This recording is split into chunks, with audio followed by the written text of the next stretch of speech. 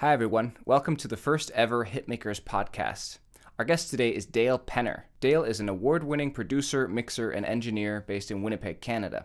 Countless artists have benefited from Dale's work, including Nickelback, Matthew Good Band, Ecoline Crush, and many others. Dale is the driving force behind Paradise Alley Productions, and his music has sold over 13 million copies, gone certified platinum and gold, and been on the Billboard Top 10. Dale has over 30 years of music industry experience, and his work has received numerous awards and Juno nominations. He was named Producer of the Year at the Western Canada Music Awards twice, as well as the Gospel Music Awards. On top of that, in 2020, Dale helped to produce our very own Joey Nalyuk's debut album, Tumitit. He also helped to produce Shauna Sitinak's debut album, Therapy Sessions.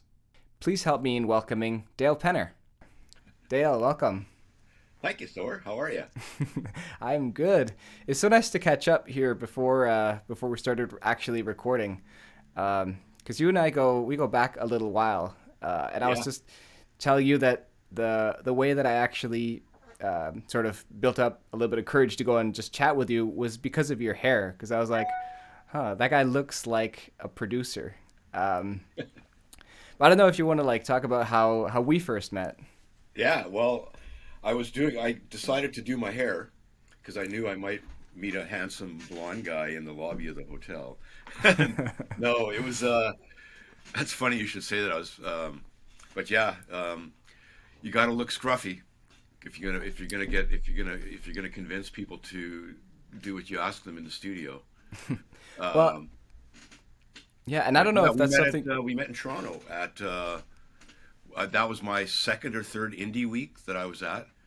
Um, and it was really cool. I was speaking on a couple of panels, and for me, because I lived in Toronto for quite a few years, and even before when I was living in Vancouver, I was there a lot in the business. So it was for me, it was like a great way to really catch up with some people that I hadn't seen in a few years, and meet a whole bunch of new people. And Thor and I met in we were waiting in the lobby for an Uber, I think, or something like that. And the way that I gotta say that the way the conference was set up was really cool. Like Daryl did a really good job because it was easy to interact with for everybody to interact.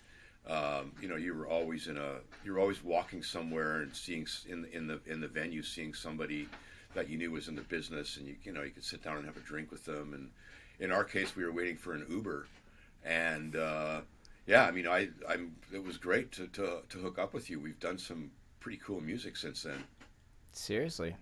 This is sort of later in my questions, but I wanted to touch on this because you mentioned Daryl Hers, who's the creator and sort of organizer of Indie Week. I remember I asked him before I went up. I'm like, is he a producer or what is he? He was like, yeah, that's Dale Penner, and he's done some stuff with Nickelback and Dave Goodband, and Matthew Goodband and stuff.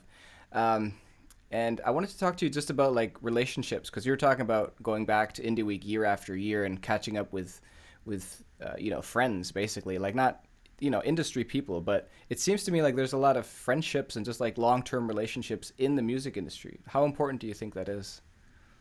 It's super important because you want to, it's a challenging business because a lot of people are entrepreneurial in this business, and I learned the importance of it through a mentor of mine from years ago. He was actually a fellow named David Ehrlich. He was in New York, and he was my manager for years, and he was all about the relationships. You meet with somebody, you get to know them, and they get to know you. And the other thing I've really learned, and this is something my wife actually taught me. I'm a little bit of an introvert when I go out, and I don't really consider myself a great schmoozer. So I'll bring my I'll bring my wife because she's not an introvert, and she loves the business. So she's also can be a very good icebreaker. And what I figured out from her is that really, even though you're meeting people in the business, you should ask them personal questions like about their life, and because it always leads towards a creative conversation, and it allows you to make that sort of contact with them that you really just want to get to know them, and if you happen to be able to work together on something, then that's a bonus. Plus, you never know if they can most often get you concert comp tickets if you're really nice to them. Yeah. So there's yeah, And I relationships are super important, and I go back to like this fellow David Ehrlich I was telling you about. He's not my manager anymore. It's just that my sort of my needs have changed with how the business changed.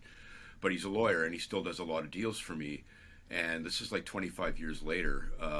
Him and I teamed up to get the Nickelback deal for Roadrunner when he was my manager. And the guy Ron Berman, who was the A&R guy at Roadrunner, I still stay in touch with him. And the other thing I've learned, like we were talking about earlier, is and you can't redo this nowadays, but a lot of people just like to have a face to face.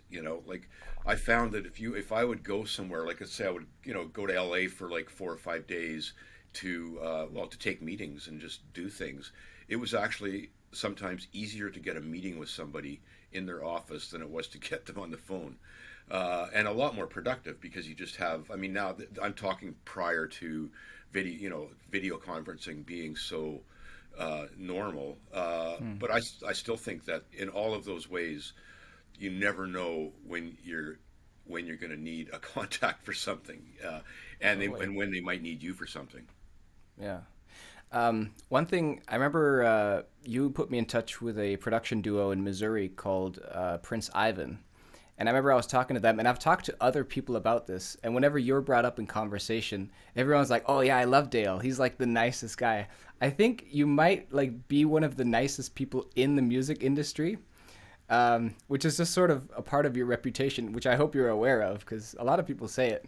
Um, and I'm not even sure if I have a question with this, but I just wanted to sort of point that out that Right. Well, it's I guess I'll take that as a compliment. Thank you yeah. to whoever has said that.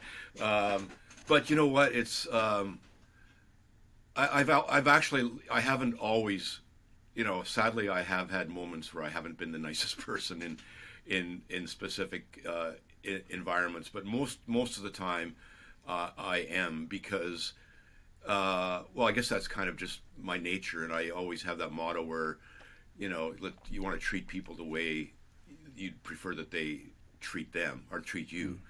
But going back to that, it's like the business is hard. It's hard to make a good living in this business. So you may as well, nobody wants to work with people that are assholes. Basically, I mean, maybe they do.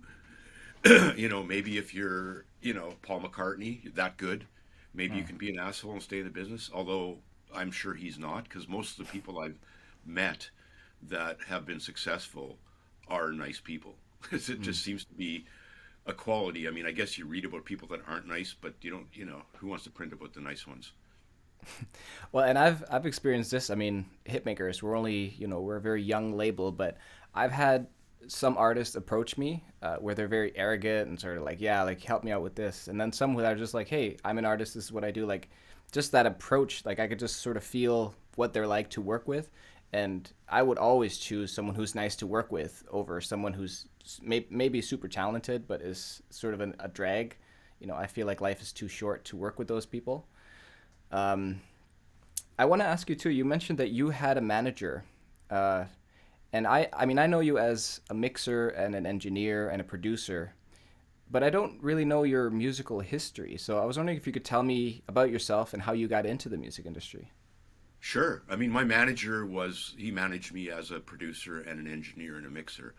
Um, I got into the business out of a love for music, a huge love for music. My mom has still to this day has like a grand piano in her living room and played. She gave me piano lessons for years. I took trumpet lessons for years, but my start in the music business was not in a band.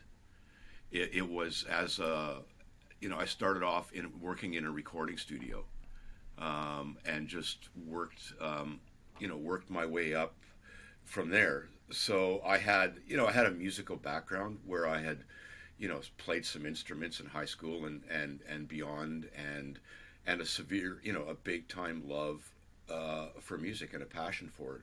So I started off as a recording engineer, and my first successful projects and all of that things that I did early in my career had nothing to do with producing. It was just I was an engineer in a studio, working with producers and learning from producers. So I got into the production more from the side of being an engineer than I did, than a songwriter. Like that's typically for the most part that's where producers often come from. You're either like an engineer that's come up through the ranks, or you're songwriter, musician, artist or something like that. You mentioned you came up as an engineer. I and this is gonna show my ignorance, but like I came up similarly. I was more of a songwriter, and then I got into production, so I sort of took the other path. But to this day, I still don't fully understand the differences between a mixer, an engineer, and a producer. Well, engineer is more technical, and producer is more creative. So, I mean, when I started, this is going to go back because my first hit, if you want to call it, as an engineer, was with a band called Loverboy, and it was a song on the Top Gun soundtrack from the first Top Gun movie. Cool. And in those days, back in I don't even know when, that was probably like the mid '80s or something. I don't know. It's a long time ago.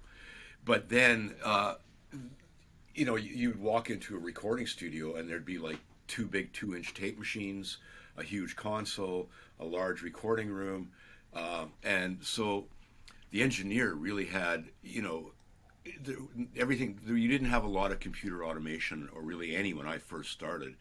So what an engineer will do is get the sound, set up the mic, choose the mic, make sure the levels are correct, all of that kind of stuff. Like just getting the sounds and making sure that technically it's recorded well.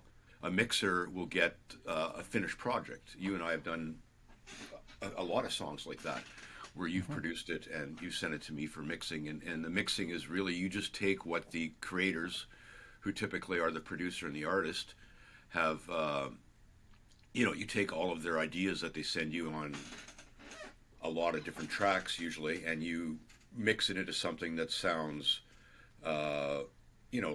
like polished maybe, or depending on what the sound is, it sounds, you make it sound professional. Like take it to that level where it goes on Spotify and it comes after something that's and it sounds good. It's out there, and you also add, it's where you add the effects and all of those kind of things. The production role, and I've always because I got into production more from the engineering side of it. A lot of the times, and almost all the times in my earlier career, like with Nickelback and Matt Good and Econoline Crush and those bands, I was the engineer and the producer. So the producing role, you're more involved with the band. The engineer is more accountable to the producer. The producer is sort of accountable to the band, and to some extent the record company. Although I would always lean towards the favoring the band. But you get involved with song, with their songs. Go to a rehearsal studio before the session starts and help arrange their songs. Let's move this, make this bridge like this, change a bridge, or how about if this part had no drums, and all of those kind of things.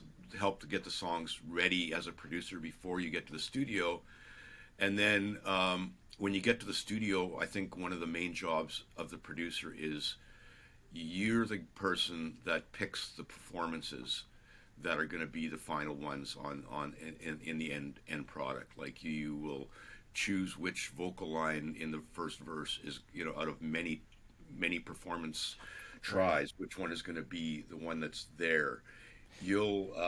I always try and get a vision of what the artist is looking for before I with my first meeting with them outside the studio. Like, what are you listening to? What kind of stuff do you like? Give me a couple of songs that are that have been hits that you think that would be a cool sort of, like, have some components you'd like to have in your in your production, and kind of figure that out. And through experience, you can sort of I can tell what I can sort of, like, in my mind here as I'm going through it, I can hear what the end result is going to be, and I try and through the process run with a combination of getting something that's going to be accessible and marketable, and getting something that the artist really can be proud of when they go out there. And those two things are not really in any particular order, because I think they're both really important. And it can be a hard balance, because an artist might have an idea that they really are stuck on, but it's probably not the best thing in the long run. So I always say a couple things. Usually, you got to decide what's best for the song.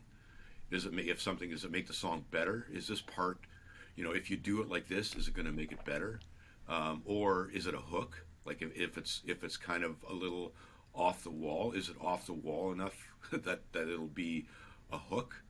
And then I'll argue or not even argue, debate, discuss, whatever you want to call it, with the artist. But I typically, at the end of it, I'll always let the artist have their way, because, and I've held that out pretty much from everything I've ever produced, because the artist is the one, their name's on the front of it.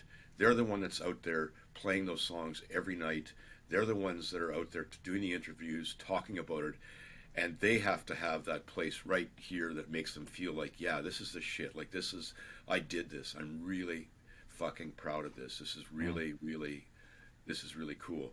And I like to feel that way too, but I'm going on to do a record with another artist after that and move, I'm not committed to that project the same way that the artist is. So, I think that's one of the important things, really important for the producer. And even going back, like, to the earlier stages of production, I probably should have mentioned this when I was talking more about the pre-production, but that's where you really figure out what the songs are. Like, does the artist have, because you can't rewrite a song once it's recorded.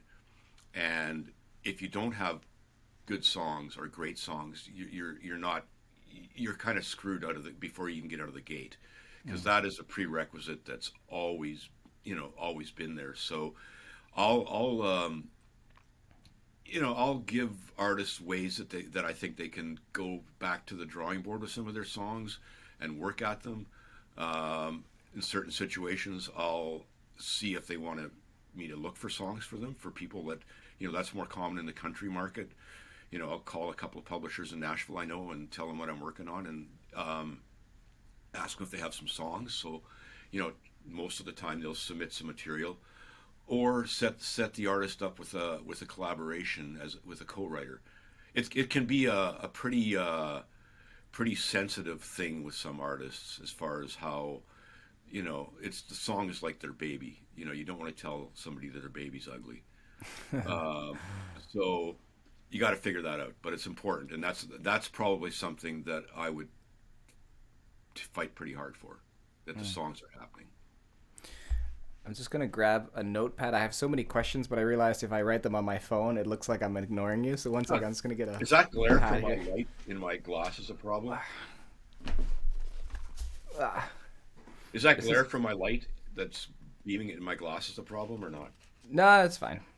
I mean, it looks like you have a light on, which is fine. Right.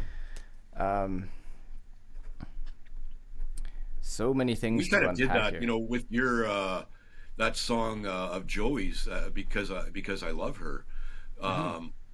We sort of took that approach, even though the song was largely recorded. We changed some arrangements and moved some hooks around and stuff like that to, because sometimes artists don't even know what the best part of their song is, or they'll be like, you'll get to the end of the song and you're like, well, the last 30 seconds, that was amazing. How come that only happens at the end? And they're well, you thought I'd save it for the end. Yeah. I remember with Joey's, there was a couple of different songs where you were the co-producer on it, and you were able to listen to it sort of with fresh ears. You were like, that part's really dope. Like, why isn't that at the very beginning, the first thing that people hear? So I remember we switched some stuff around. And in Nalikigaku, because I love her, I remember you added that sort of synth line as the first chorus, which I didn't have in there before. I was like, we don't need a chorus there. But it really, looking back on it, it really added this amazing flow to it. And sort of how I see the mixing process, it's sort of, and the production process for that matter, like you're creating an experience for the listener at the end, and the listener wants to make sure there's not going to be any like noises or something like way out of place. Like they want to go on that experience. It's just like a film, like you go through it, there's some like exciting moments, and then there's some like relaxing moments, and then you sort of get to a conclusion. And they want to feel that they're in safe hands. They're listening to something. It's going into their ears. So they want to make sure it's pleasant or whatever type of experience they're looking for. So sort of a producer mixer helps to guide that experience for the listener. Right. I have a couple of questions I want to sort of unpack in this.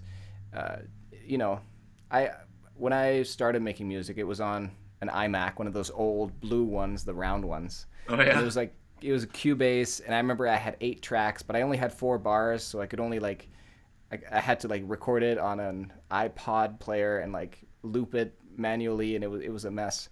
But today, there's a lot of DIY sort of bedroom producers. How do you think the role of an engineer is sort of merging together with production? Well, you're right that with the tools that are available now, for relatively small amounts of money, to be able to record your own stuff it's definitely made a change. I think that the engineering role is different in some situations than it used to be. I mean, now so many of the projects are, the drums are programmed, they're built in the computer, so it's a lot less of people getting into a room and we have 4 or 5 people playing a song together at the same time.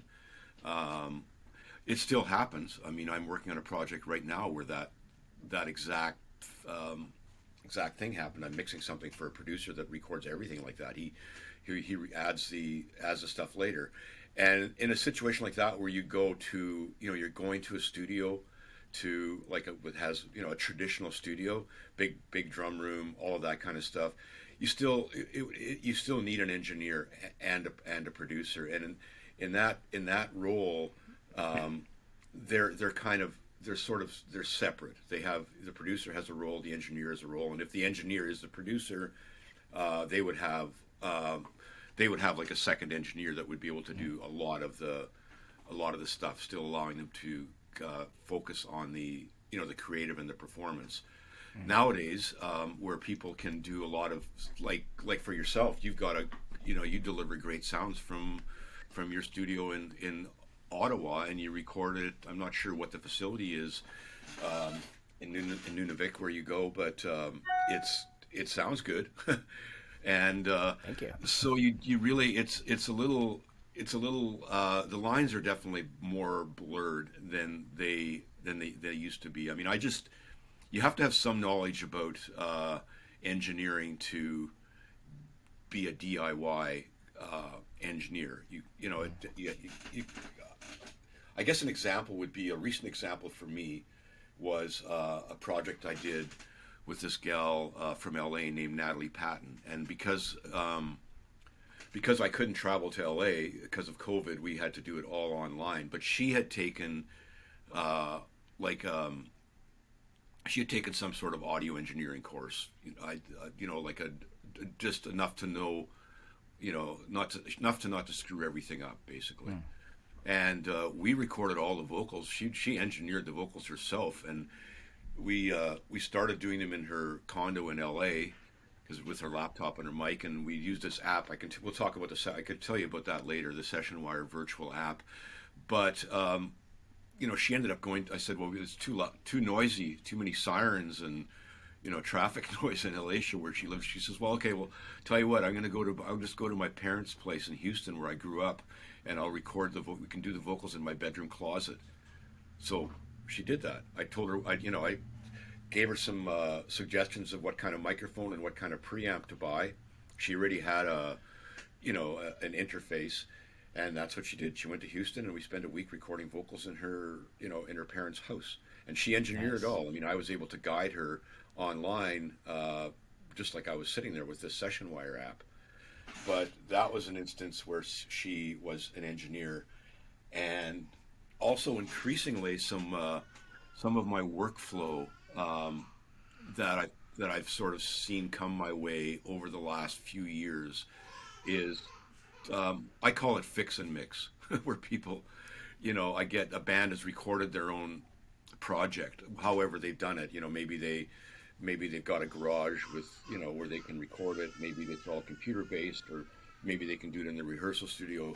But somehow they've managed to figure out a way to record their songs. And people are smart enough; they'll learn how to use a click track and do all the things that sort of make it a tangible project.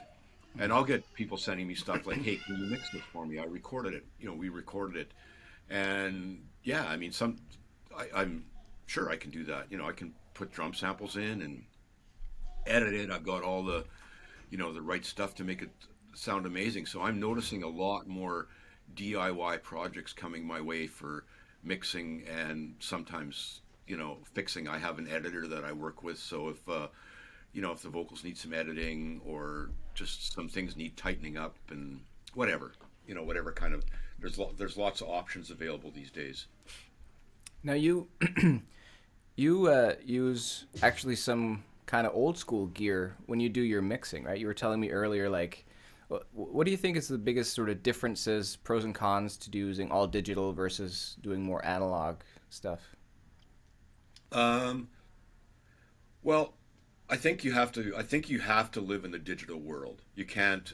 You can't avoid that. That's where all the technology lives. I started doing this when you recorded on 2-inch tape, when there was no computer recording or any of that kind of stuff. So there was a component of the way analog worked musically that it just sort of was always part of my process in making records. Like I would always, before the age of digital, I would go to a studio that had I would record the band or parts through a Neve console, and I would mix it through an SSL. The Neve had kind of a warmth, and the SSL just had all the stuff that is, now obviously incorporated in the digital world. Um, but I think the biggest shock came to me when when I stopped being able to get the big budgets to go to studios to mix. Gone were the days of getting $500, $700 a day budget to mix. So I started mixing everything myself in the studio, in my own studio, in the box. And I really just was like disappointed with how it all sounded at the end of it. And then I'd go play it in my car or vehicle, which you'd often use to, as another reference point for a mix. And it sounded fucking awful in my car. It was terrible. It was like the high end and everything was so brittle. And I mixed 2 records like that, and I went out and bought a Neve summing mixer, an 8816. Here, I'll show it to you. You see that? I do, yeah. Yeah, summing mixer, and so it's 16 channels of Neves, which is line input transformers, which have pretty much the same thing that their consoles, like their high-end consoles have, but it doesn't have. There's no faders, no EQ, nothing like that. It's just simply, it's got 16 in, so I have 16 outputs that are Pro Tools. So I'll run like a kick into 1, snare into 2, drums left and right into 3 and 4, bass, vocals, stereo vocals, all this kind of stuff. I'll break it out of Pro Tools into the Neve. And so what the concept behind that is that all of the summing, like all of the individual tracks, all the zeros and ones get summed down into left and right. And when that happens in the digital world, it tends to have a certain, it's almost like it sounds too clear. There's no music. There's a certain musicality that's missing, that analog, whether analog is good or bad. And so I just had been accustomed to that, and so I bought this Neve and the API stereo compressor, and I have a handful of other pieces of analog gear that I incorporated into my mixing chain. Hmm. And I love it. I mean, the Neve has some other features that are pretty cool, and I've got it set up so my recalls are pretty straightforward. Um, but having said that, a lot of the technology with computers and audio recording has really improved a lot. Like, um, I upgrade my system fully like every, I don't know, 3 to 5 years, pretty much. Like, or my most recent is I just bought the full on Universal Audio interface. First time I've used a Universal Audio interface in the 25 years I've been using Pro Tools. I've always used the Avid ones, but it again, it has an analog component because Universal Audio made a lot of those old cool tube pieces in and they still do. You can still buy them. So I just found it worked really well with my workflow, and I found that my mixes just sounded better. They translated better everywhere I listened to them. Um, yeah, I mean, this is sort of out of my range of technicality. I'm kind of just like a Logic, record, and then mix. I remember I was upstaged once by Shauna Sitinak, actually, when we went to record her album, and then she showed up with a microphone, that her own mic, and it was better than the mic I was using. So I was like, oh, dip, I have to upgrade. Um, I want to kind of switch gears here, because one of the reasons we wanted to make this podcast was to help aspiring artists, especially Inuit and Indigenous artists, sort of find their way in the music business. So I wanted to ask, sort of, where do you think in this new music industry that we're kind of getting into, where do you think the revenue is for artists in order for them to make a good living? Um, well, outside of COVID, it's been live shows have been a really good revenue source, and for a lot of artists that I work with, it's by far their biggest source. I think you have to, as an aspiring artist, you have to, there's a lot of things that are available to artists that weren't available in the past. So it's become more of from what I've seen, it's become more of a game of you got tons. You want to create as many revenue sources as you can, because any one individual source is probably not going to be as rewarding as it might have been in the past. So live is for sure important. I mean, for any artist, I think you have to have a way to perform. And I'm not talking about doing a live stream. I'm talking about getting on a stage somewhere and playing and figuring out how you can reach an audience like that. It's important. It's the one thing that's always been really important, and it remains important because I think it's a good revenue source you can build on. You won't start at the top, but you can definitely build on it. If you build smart, keep your overhead low, you can definitely do it. It's also one of the things that separates real artists from, couch artists, what I call them. People that can do it because they can, not because they're good. Yeah. Um, so that I think is super important. And then all of the other revenue streams like streaming, Spotify doesn't really pay well at all. But it's still a platform. You can't ignore any of those. You got to play all of them.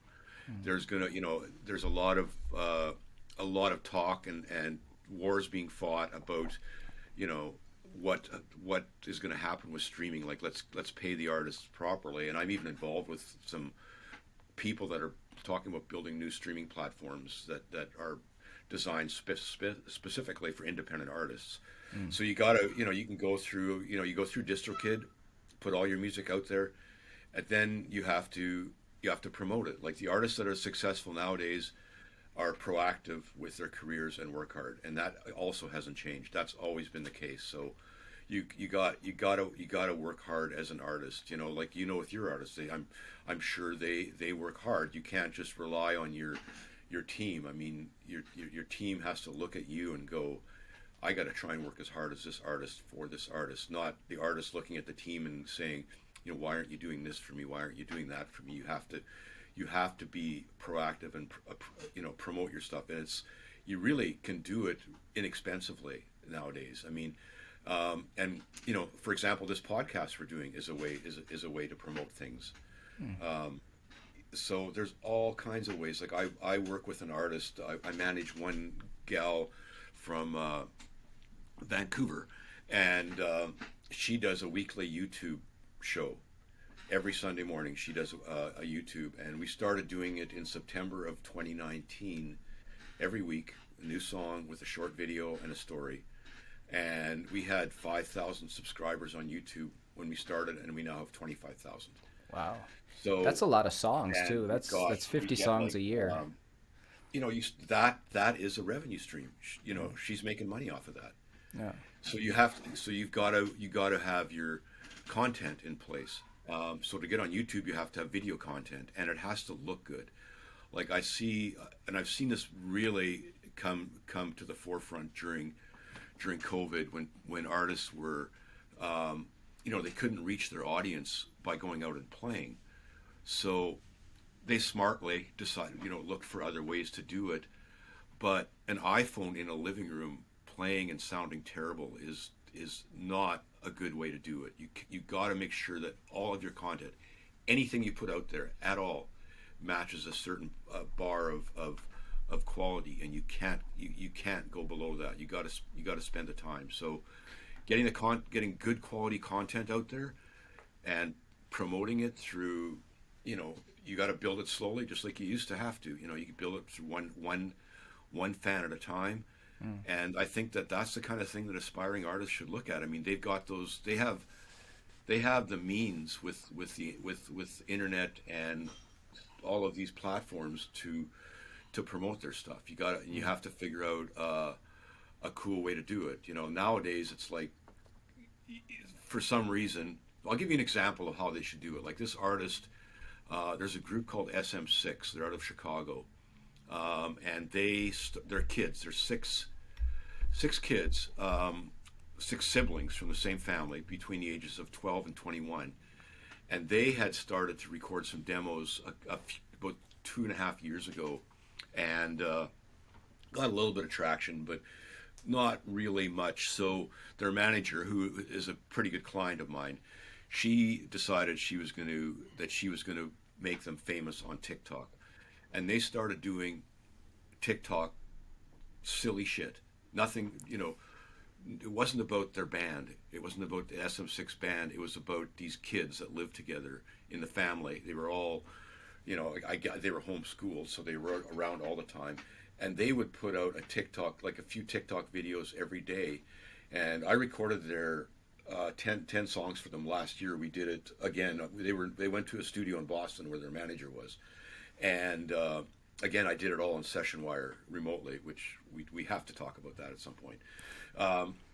But their TikTok views, they started getting like 1 million, 3 million views on these stupid little, not stupid, silly little TikTok videos. And it would be like, you know, who's going to blink first? That was one of them, right? Like, you know, clap, how can you make you blink? And they had all of this stuff.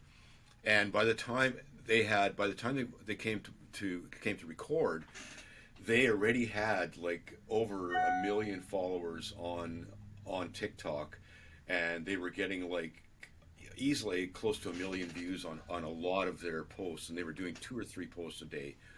They had started a Cameo page, so they were making like I think one of the kids in the band was making like $200 a day on Cameo. Wow. Which you know, I'm not sure if you know what Cameo is. It's where you can. I do. But it's cameo.com for anybody that wants to look it up. It's like a personal greeting from a celebrity kind of thing. Actually, we were actually recording in Boston, and they did one of their TikTok videos from outside of the studio. And 3 hours later, I hear this banging at the door, and I'm going, "What's going on there?" And there was like about 20 kids outside the studio that had seen this TikTok video. Figured out that it was in Boston, and figured out where in Boston it was, and had come down there. And later in the day, I was talking to these Prince Ivan guys you were talking about, and because they did some work with me on that project, and I called Brendan about. I go, yeah, I'm working with this band called SM6. You know, I need you to help me with some stuff on a few of the songs, some programming. and so he calls me back like the next day and he goes, dude, I was like walking in the mall they live in St. Louis. I was walking in the mall in St. Louis, and I heard this kid in front of me talking to her mom, and she was over the top about SM6. And my grandson here in Winnipeg, I told him about SM6, and he's like 13 years old or something. He's like, "You're working with them, Grandpa?" So I mean, these kids have never had a song out, nothing. Yeah. They had had like they built their career, not their career, but they are building their career through TikTok. And now we've released, the first single that we released has, I think it's almost 1 million plays on Spotify and close to that on YouTube. And I recorded 10 songs for them. And when they launched the first one, they shot a video for every song, which I think is important. You got to have a video for everything you do. And you don't have to have expensive videos. You just have to have a good looking video. And they started releasing them every 6 or 8, 7 weeks or whatever. And they just released the last one recently. And now they're going to be doing a movie with Fox about, I guess, like, who knows? I was talking to Peggy, their manager, and it would be like the Partridge Family. Six, Wow. 6 kids from the same family in a bus going. They're starting to tour, so they built that. So social media is a powerful outlet, but you have to have a plan with it. You have to be consistent, and you need to learn how to do it from somebody that has done it. You can do it. An artist can do it, and these kids, they're not spending money on these things. They're just spending a lot of time and making sure they look good. So I think that's how aspiring artists get out there and make their shit happen. Yeah. So 2 questions I really want to ask. The first is, and I've thought about this myself, like there seems to be also a blurring of lines between like an artist, as we think about it, like a traditional recording artist, and influencers, TikTok people, Instagram people who just sort of put out content. And to me, and tell me what you think about this, because to me it seems like artists today are almost just influencers who happen to make music and not musicians who happen to do TikTok. What do you think about that? I think if you're referring to pop music, like the real pop stuff, I think that there's a lot of truth to that. But what I'll add to that though is you still have to have a great song. So one of the and to answer your question, yeah, they are influencers because like SM6, they got their notoriety from TikTok videos that didn't have a lot to do with music. But they were a band. They always promoted themselves as a band. So those lines are definitely blurred, and you got to do what works for you. You got to do what is going to, figure out what your market is, what your demographic is, and then devise a plan for that, and go for it. Just keep hammering away at it. So that leads me perfectly to the follow-up question, which was, SM6 and their manager and, that team, they seem like they're working really hard to do this. And you were talking about how, working hard is never going to change for an artist to be successful. You have to put in the work. And you've worked with some really big names, whether it's Nickelback or Matthew Good Band or Ecoline Crush. Do you see sort of any character traits that they share with SM6 and how they approach their work? Yeah, I can give you, yeah, totally. And it's all about hard work. Like I'll tell you a story about Nickelback that actually I hadn't thought about this for a while, but they when I got the call to work with those guys, they had been on a small independent label and they weren't on that label anymore, and they were wanting to get to the next level. They had some money to make a record. They had been touring Canada, but they had worked really hard. And so when I went in and made the record with the guys, and we had this plan. This was our plan about how to get a record deal. It was you would make a recording and get the recording known and get a fan base and get a buzz and a story going. That was the plan back then, And that was the plan with SM6. The way they did it was just different. With Nickelback, what we did, and I helped them because my manager and I were shopping their deal in the US for them. So we were part of their team in Canada that was helping to build the story of Nickelback. So the song Leader of Men, which was their first big song, that was on the record that I produced. And so Chad, we designated Chad as the radio promotion guy, Chad Kroger, because he was a lead singer, he was a front man, he was like, he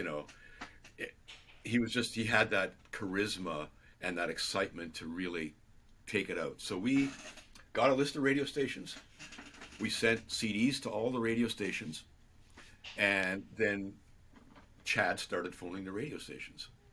He'd phone, just like a radio promoter would. So, and we were distributing it ourselves. We distributed the CD on consignment. Like, I was living in Vancouver at the time, so I had some family here in Winnipeg that I sent them 50 CDs, and they took it to the HMV stores in Winnipeg and put 20 in each store on consignment. We knew people in Toronto. Between our whole team, we knew people all across the country, more or less. And we just shipped these CDs across the country on consignment. And the best part of the story was about, I don't know, sometime with Leader of Men, it started to take off. Like, the song got picked up by radio stations, people started playing it. And I will add that the radio station in Winnipeg, CFOX, which was a BDS reporting station, so they held a high place in the market ranking. They were very supportive of local groups. Anything I worked on, like the Holly McNarland, the Econoline Crush, the Matt Good Band, and Nickelback, they would play it. They would play it right out of the gate. They supported their local artists. So we got that. And then I'm at Canadian Music Week about a couple or 3 months later, and I'm talking to Paul. I can't remember his last name now, but he was the head radio promotion guy for Universal in Canada, and he's got this book out, the magazine of all the recent industry books, and he goes, "Look at this band here, Nickelback." He says they got this song called "Leader of Men," and it's number 9, and which is pretty good, but they didn't even list the name of the record company. Like, he was kind of offended that the label wasn't represented, and I'm going, "Dude, they don't have a record company." And he's, "What?" Wow. And he's like, I go, "Yeah, I produced this stuff, man. We've been just busting our nut on our own, getting it on the radio." And he was like, of course, he's like, "Hang on, dude, I got to go make a call, right?" So yeah. that's how it happened. Oh, wow. That's how we did it with those guys, and they did it, and they worked at it, man. They promoted it, like for a lead singer in a band to get on the phone and call the radio stations and say, "Can you play my song?"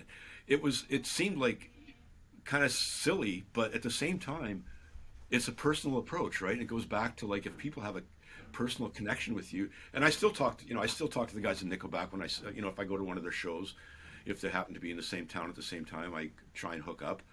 But I run into people all the time that still talk about how that band, how they worked hard. And we wanted an American deal. We wanted to sign to a U.S. label.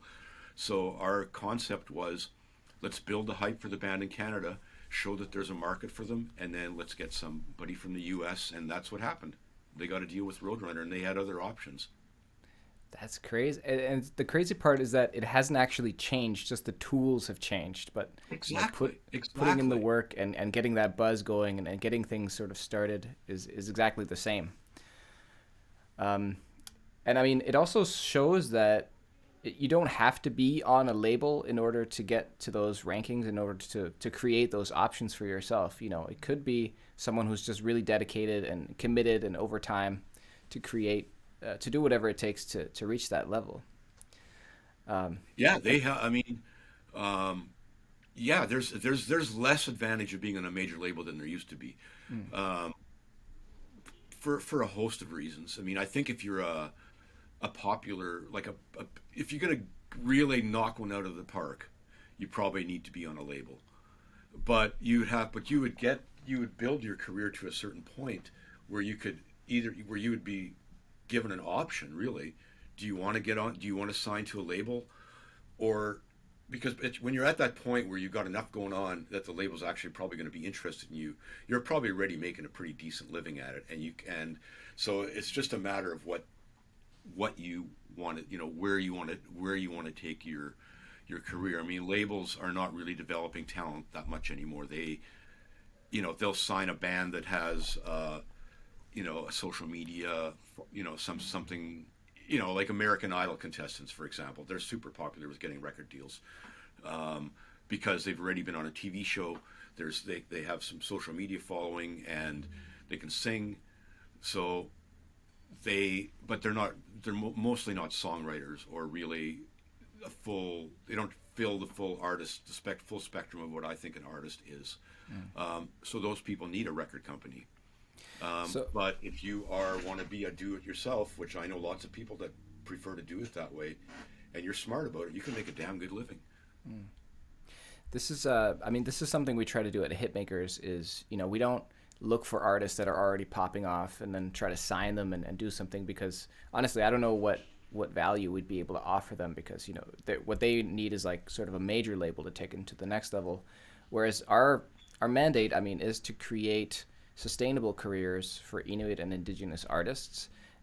So we're very involved in developing their talent, whether that's songwriting, whether that's performance, whether that's vocal coaching or mixing, production, whatever it is. And then helping them, access funding through, here in Canada, we're very fortunate that we have grants and stuff like that. But even, finding sponsors for whatever it is, strategic partners, where it's sort of a win-win situation. What do you think is the point of record labels today? Money. Let me just say that what you're doing is really smart, because you're doing what labels used to be more a part of, getting involved with you're developing talent, and that's always been my, that's where the crux of my career has always landed too. I would develop and to get a band to a major label, or not to get them to a major label. So I think what you're doing is great. It's great for the artist, and I think in the long run it's going to be, it'll be super rewarding, because I know how hard you work, and I like the artists that you work with. So it's really good that you are doing it and see the value in it. So that's cool. As far as what the value of a major label is nowadays, it's really money. I can't really think of anything else. When you say money, and I reluctantly called Hitmakerz a label, because I thought we were, a touring company or a training company. But I realized when you put everything together and then you put out music and you help administer the rights and collect royalties and stuff, you are in effect a label. Shoot, where was I going with that? What were we talking about? Well, it's like a development. You're really playing the role of more than a label. You're probably you're helping them with management things. You're kind of like the record label, the manager, and the publicist. Kind of. And probably a whole lot more. Yeah. And at the end of the day, what I feel like we're doing mostly is project management, because there's a certain foundation of things that artists just need to have in check, whether that's their bio, their press photos, getting set up on all the PROs, making sure that they have a set list and different things like that, just sort of putting it all together. Yeah, shoot, I completely lost my train of thought there. Bummer.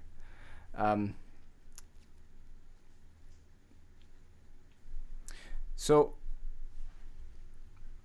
you're doing what a label. I'm sorry. Go ahead, Thor. No, this was just sort of going to lead me into another sort of more focused on what it is you do and how you help the artist, which is whether it's production or mixing. But how do you think an artist can prep for that, and sort of what's the process like when you have them in the studio, and what's the psychology involved? Well, I used to put up a sign in the studio called "Better Sorry Than Safe," and I leave it up for the entire project. So I really want people to have an open mind, and not too much preconceived ideas maybe, but the process is what I mean, it's about capturing performances. So I don't know if there's any one particular way. Like, I would, if I'm working with a band that people, like a group of people that play together all the time, I'll try and find a way to capture that. Like what we were a bit like we were talking about doing maybe with Joey's project, where we put, we rent a studio, big studio. We get a band together with Joey, and we rehearse the songs, and we record the songs together with the band.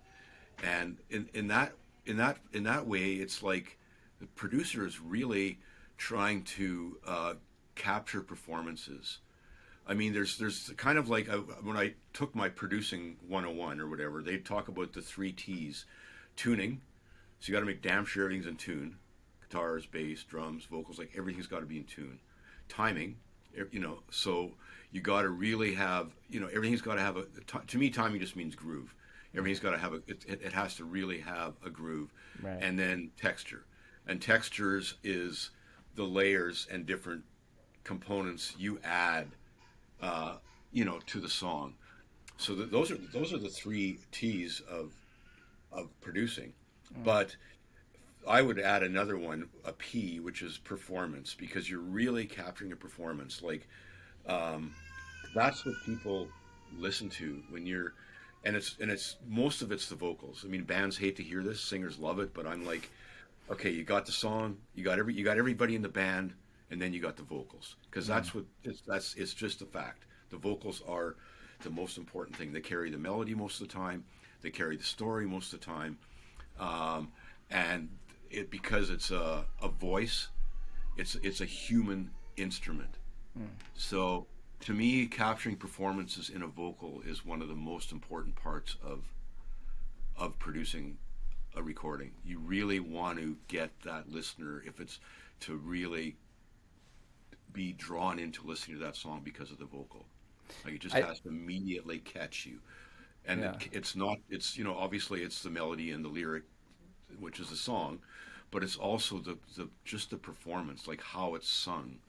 So I spend a lot of time when I'm producing on the vocals. I'll have a singer come in, and I'll, once I get most of the band stuff done, the first day of vocals will be, first two runs through the song are to get the headphone mix right. Third and fourth ones, just record them without stopping. If you make a mistake or whatever, don't, just keep going. And then after that, I'll do 3 or 4 more tracks where I'll just focus on, let's do the first verse. I'll get a great first verse. I'll punch in something if there's a couple of words that aren't right. And I'll do that on like 4 more tracks. So I'll end up with, like, throughout the whole song, I'll end up with like 6 or 7 tracks of vocals from beginning to end. And they'll be they will have been performed in different ways. Like, if I have a song where the verse, for example, is quite low, at the bottom of a singer's range, but it's very, like a lot of songs, it's a very emotional lyric. It's like, sad or whatever. I'll leave that to the end. I'll want to do that after I've, like, had the guy or girl singing hard for a while. Like, their voice should have a, like, kind of almost sound like they're going to die at the end of the line, because there is an emotion in that tone. So it's all about trying to get the performance that has the emotion in the vocal, because you've already got the thing written. Now it's just about really getting the performance. So, and I also don't like to make records for other people in the music business. I like to make records for people that are fans and buy the music.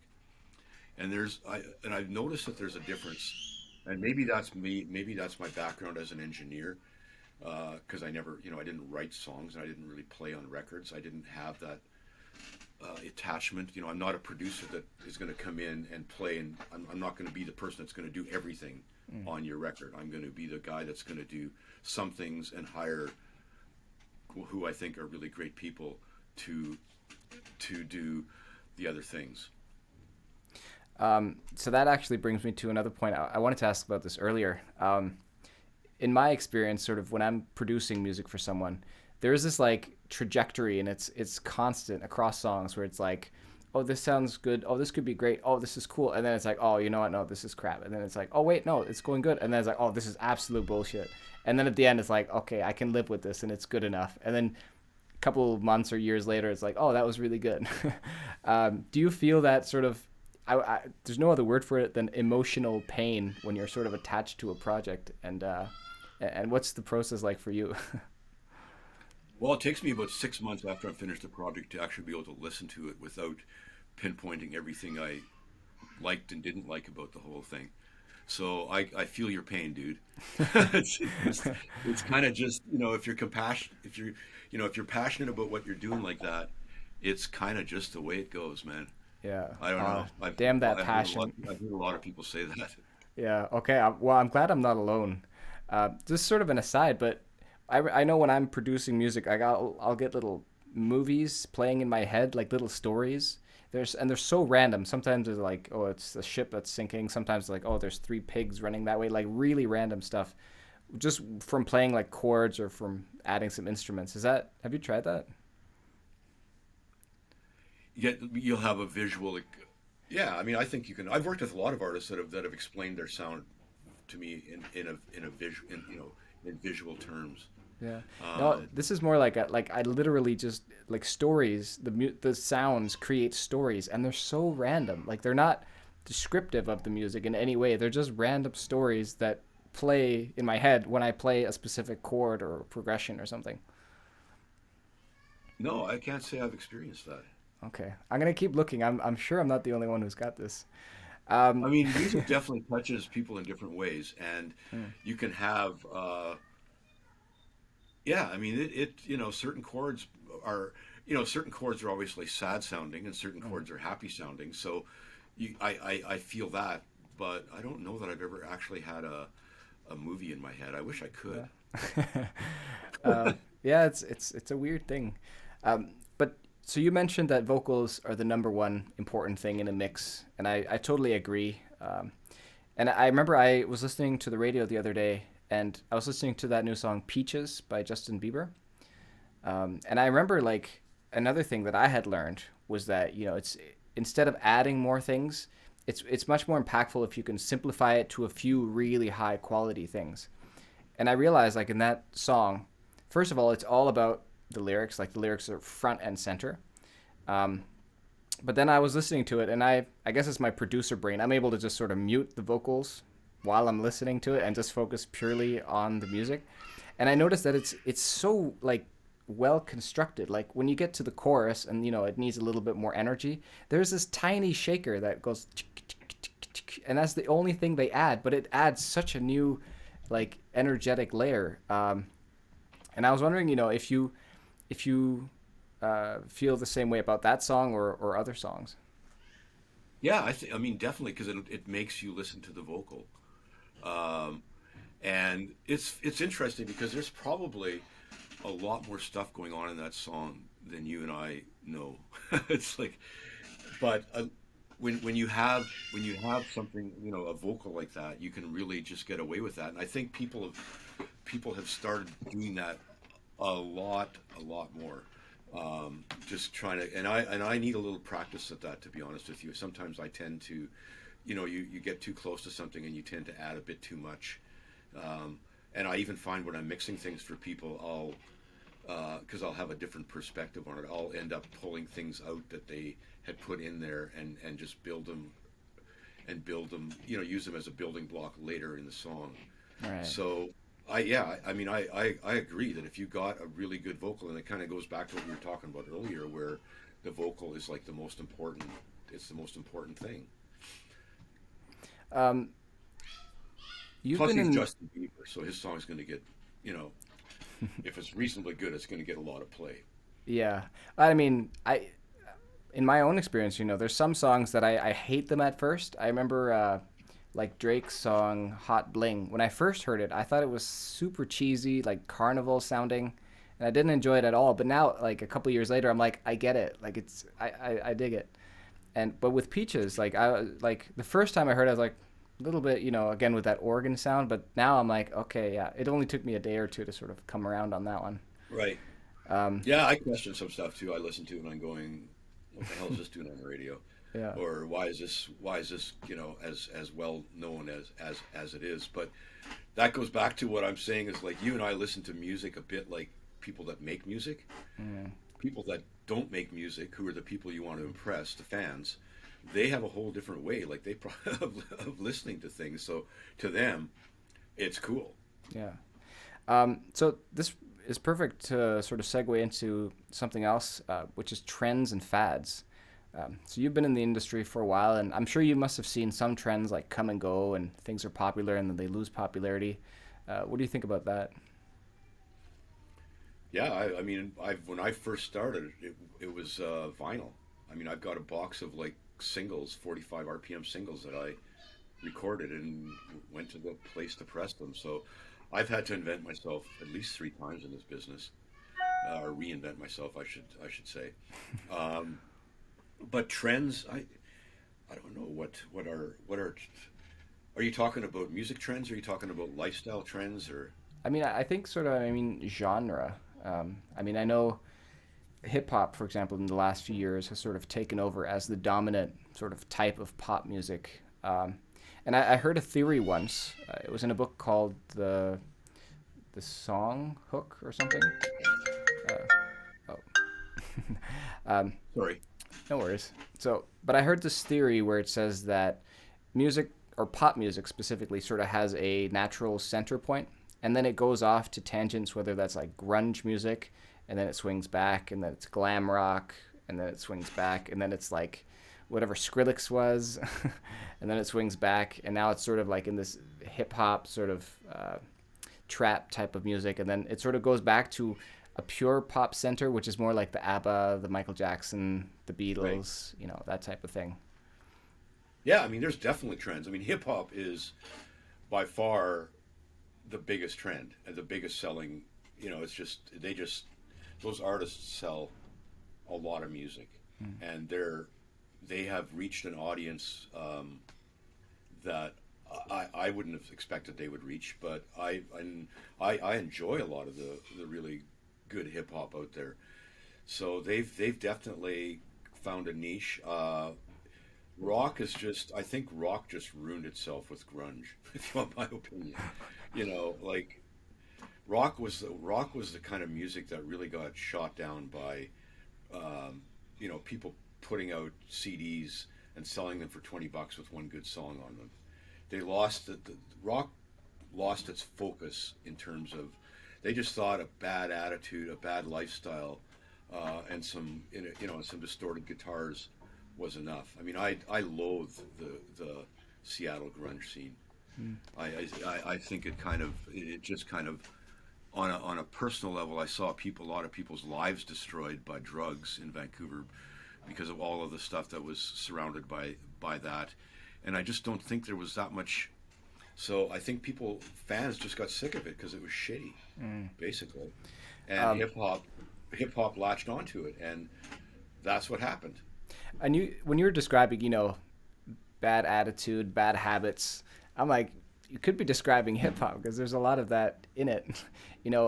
Myself, I'm a huge fan of The Weeknd, and even from the early days when he put out that trilogy album, and I like his songs are all about drugs and like pain and heartbreak and sex and all this negative stuff. And I heard another theory, which is that during good times, people they want that kind of sad music, and during happy times, during good times they want the sad music, but during hard times they want like the upbeat music to bring them out of a funk. I don't know if you agree with that. I hadn't actually considered that. I tend to like happy songs. I love The Weeknd.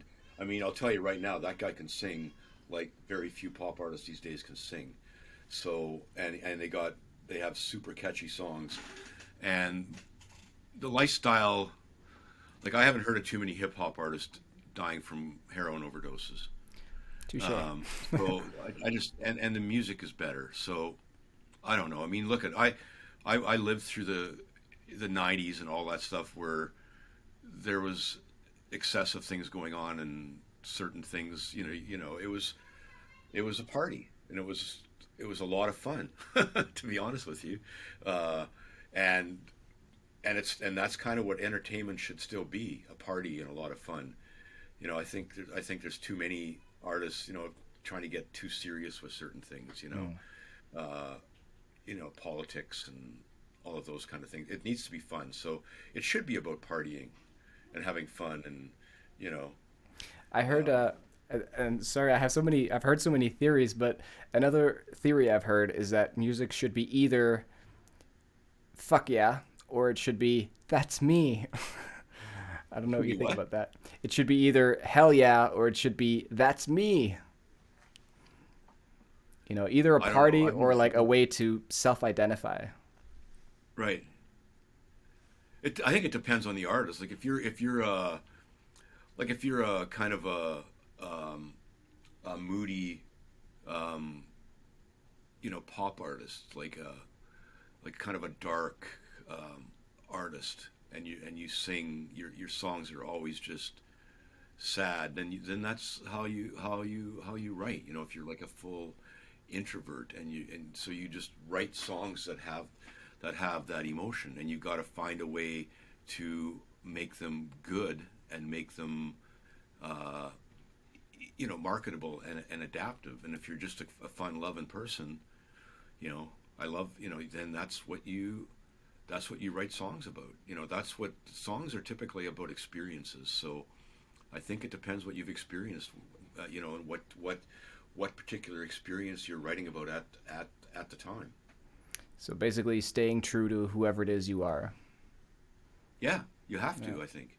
I mean, you have to have that sense, that market sensibility. You don't want to be weird for the sake of being weird, or any of those kind of things. You want to do something that is is going to be successful and that a lot of people will gravitate to, Hmm. but you also want to be proud of it. Yeah. Um, I think I've sort of asked you most of the questions I wanted to ask. So I've got sort of some fire round questions that I wanted to ask you. Um, Number one is, what do you think are the biggest challenges facing aspiring artists today? Um, I think they're almost the same challenges they've always been. They are getting, building a fan base.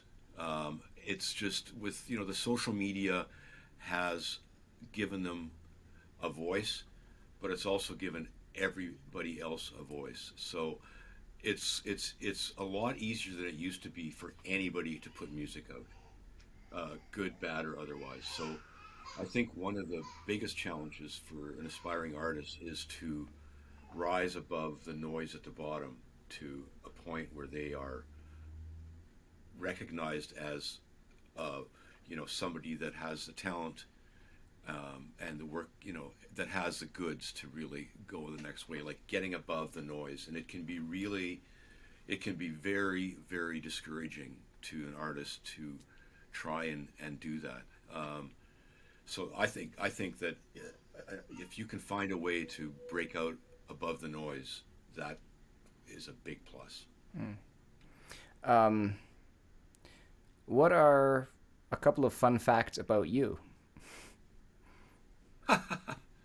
Oh man, fun facts about me. Um, I'm not sure what's all my fun stories. I can't tell you. You did live through the 90s, I guess. Um, uh, I don't like. Are you asking? Like, I mean, I watch. I'm a serious hockey fan. I was a grandpa when I was 38 years old. oh, wow. Yeah. Those are fun So facts. that's something. Yeah. Um, and yeah, I enjoy what I do, man. I've been doing this for a long time, and I just love doing it. I'm fortunate to have a lot of great clients. I love going to the I have an O1 visa to work in the U.S., and I love being able to go there. I mean, I love to travel. My wife and I, until COVID, we did a Europe trip probably at least every couple of years. Been to a lot of different places, and a lot of my traveling was work related.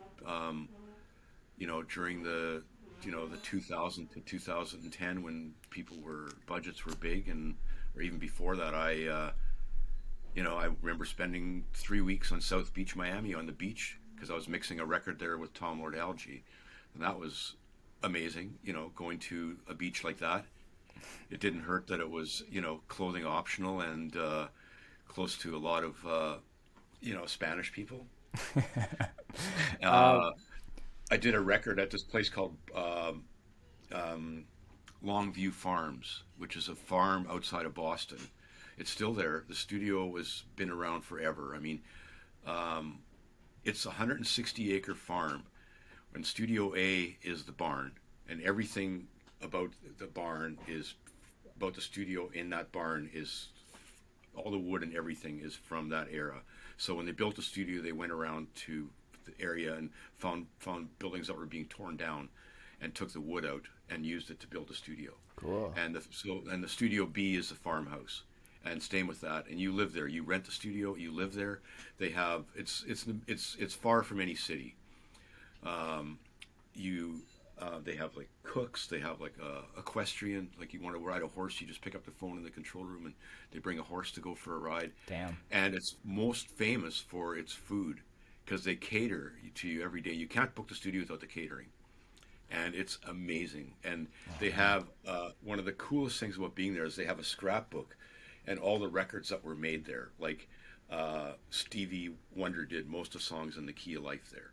Rolling Stones did a bunch of records there, and there's pictures of Mick Jagger jogging in his pink sweats. And so I think for me, the fun, I've been lucky to be in this business and go to all these places and get paid to be there and really just enjoy it. So I don't know if it's sad or not, but most of my fun stories, or a lot of them revolve around my job. Well, that's something I struggle with a little bit too, because, my hobby used to be music, but now it's my damn job. So, I'm excited to get to do this, and I get enthralled by the work that I'm doing. But at the same time, now I need to find an actual hobby that's not work related, that I do just for the sake of it. Which leads me to sort of my final question, which is that, how do you define success in the music industry? um, well, if you can make a living and you can work on projects that you enjoy, that that to me is success. I mean, I've had some awards, and I've produced some records that went on to sell a lot, and then worked with a lot of famous people, and that's all really cool. But when you talk to any of those people, it's like most of them, including myself, is just really grateful that I've been able to do this, like something I love. Like I love my job. Like I used to get together with friends on Sunday night for dinner, and they'd all be like, "Oh man, I got to go to work tomorrow," and I'm like, "Fuck yeah, I'm going to work tomorrow. Let's Yeah. fucking go." So I mean, and I still get excited about shit, and I've been doing it for like 30 some years. So I don't know if I have any hobbies either.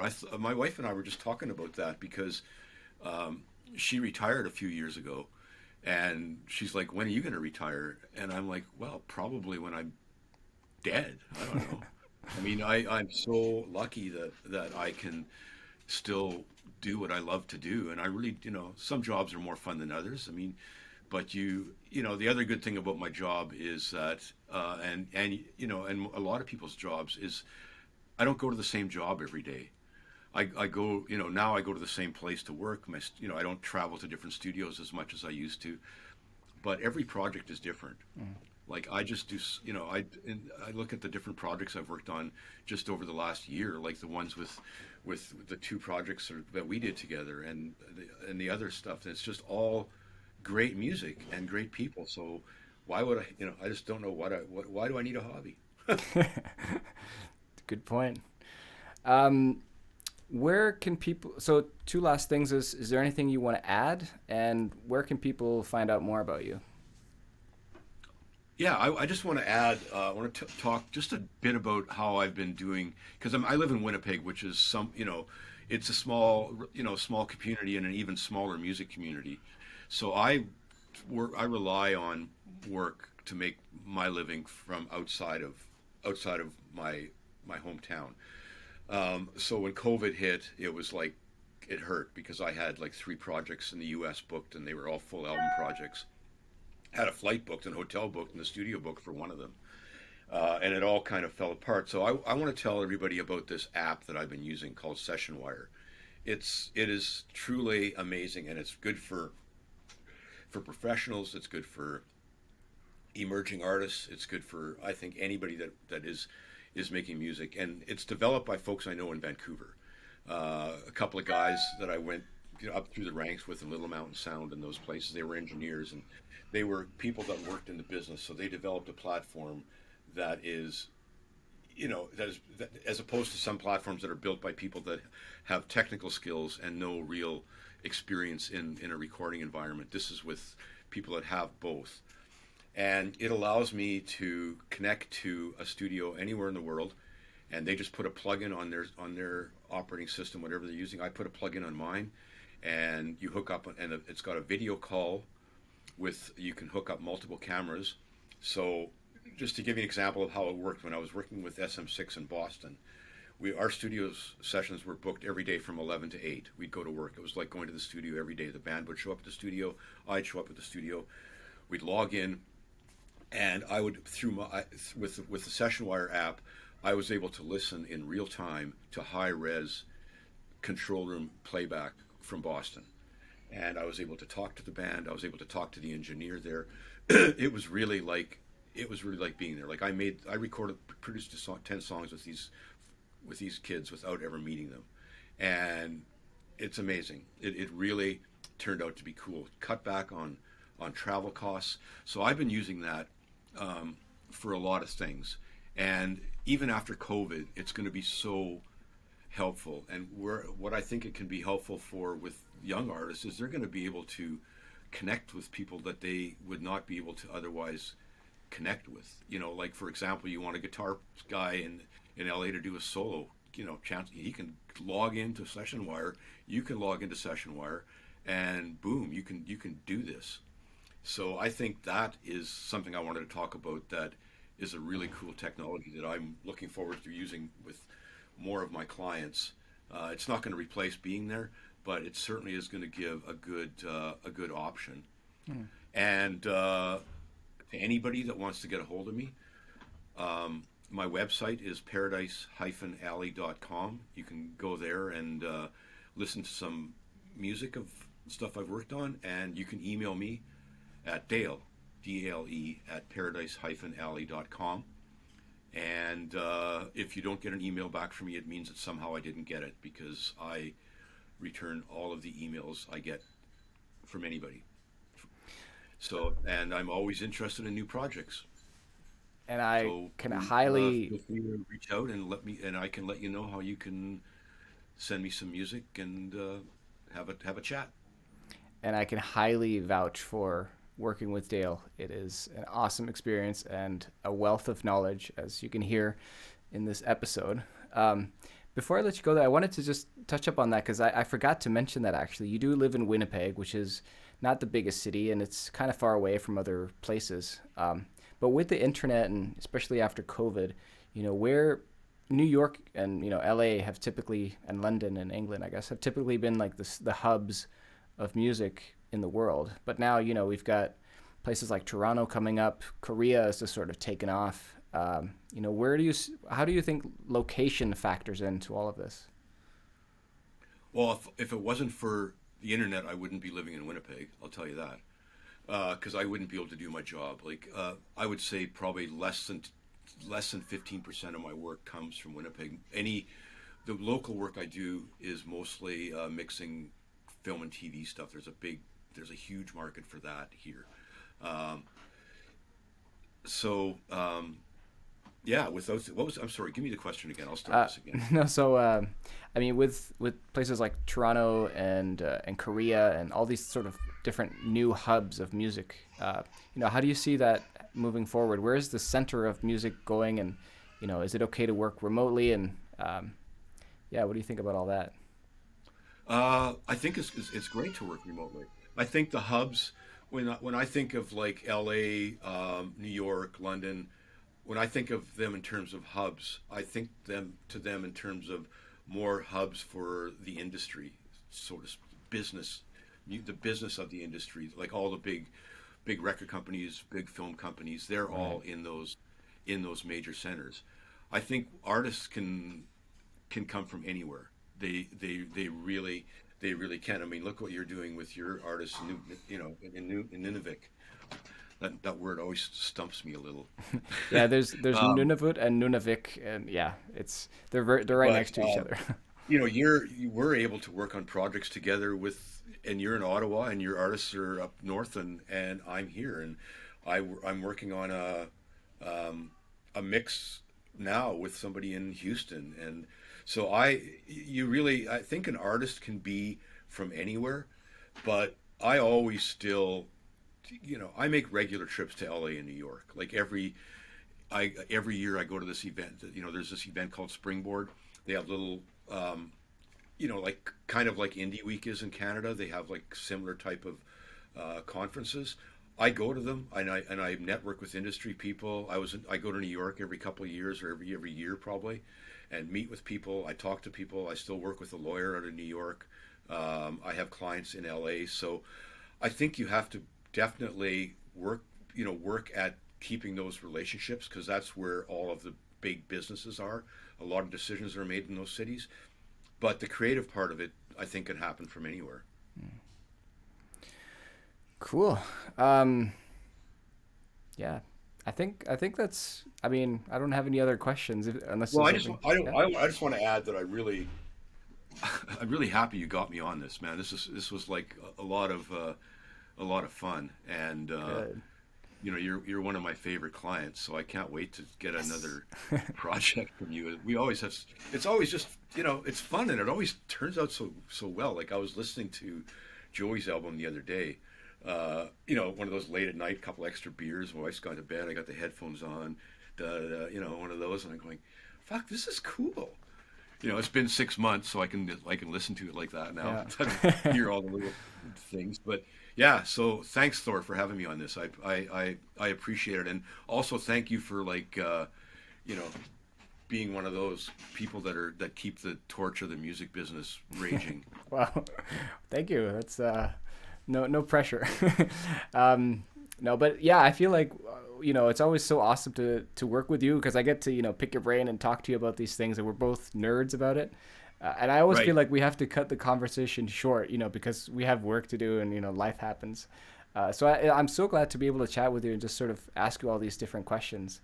And you have such a wealth of knowledge, and like I said, I'm pretty sure you're the friendliest guy in the music industry. And I keep telling that to other people. And I totally agree. Like, To Me Teet is a fantastic album. I listen to it in the car sometimes. Like, this is really dope. And actually, sort of shameless plug, the music video is coming out June 11th, 2021. So in a couple of weeks. And the album is dropping on July 16th, 2021. So I'm going to keep a link at the bottom for anyone who wants to follow it and check it out. And Dale will put all of your links and stuff in the bio as well. Great. Definitely check out Joey's album. Anybody that's listening here, it's cool. It's really cool. And if you watch, I've seen the first video, and it really provides some fantastic insight into just that great artists can really come from anywhere. Yeah. And I'll send you, Dale, the link to the second music video right after this. Cool. Yeah. And we've got another song of his, which is in the works, that I'll be sending to you soon. But yeah, thank you everyone for tuning in. And Dale, stick around here. We'll have sort of a chat after. Right. But thanks everyone. Yeah. Take care.